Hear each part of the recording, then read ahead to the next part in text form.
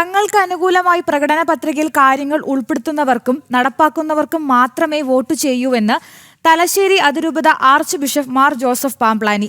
5% വരുന്ന സർക്കാർ ജീവനക്കാർക്ക് ശമ്പളം കൊടുക്കാൻ വേണ്ടി മാത്രം ഇനിയൊരു സർക്കാരിന്റെ ആവശ്യമില്ല. കത്തോലിക്ക കോൺഗ്രസിന്റെ വാർഷിക സമ്മേളനത്തിലാണ് മാർ ജോസഫ് പാംപ്ലാനിയുടെ പരാമർശം.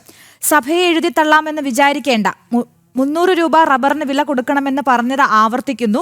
രാഷ്ട്രീയ നേതാക്കൾ തന്നെ മോശക്കാരനായി ചിത്രീകരിച്ചു. അത് ഉറപ്പാക്കുന്നത് ഏത് മുന്നണിക്കാണോ അവർക്ക് വോട്ട് ചെയ്യുമെന്നും മാർ ജോസഫ് പാംപ്ലാനി കൂട്ടിച്ചേർത്തു. ഞാൻ പറയുകയുണ്ടായി, റബ്ബറിന് 300 രൂപ വില കിട്ടുന്ന തരുന്ന സർക്കാർ ഏതോ അവരെ ഈ സമുദായം പിന്തുണയ്ക്കും.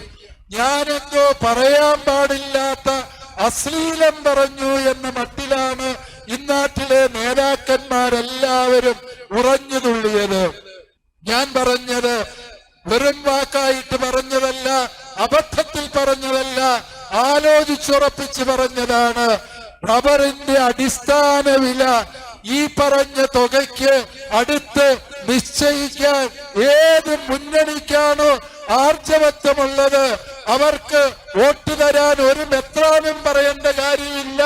അല്ലാതെ തന്നെ ഈ കർഷക ജനത വോട്ട് ചെയ്യുക തന്നെ ചെയ്യും എന്ന് ആവർത്തിക്കാൻ ഞാൻ ആഗ്രഹിക്കുകയാണ്.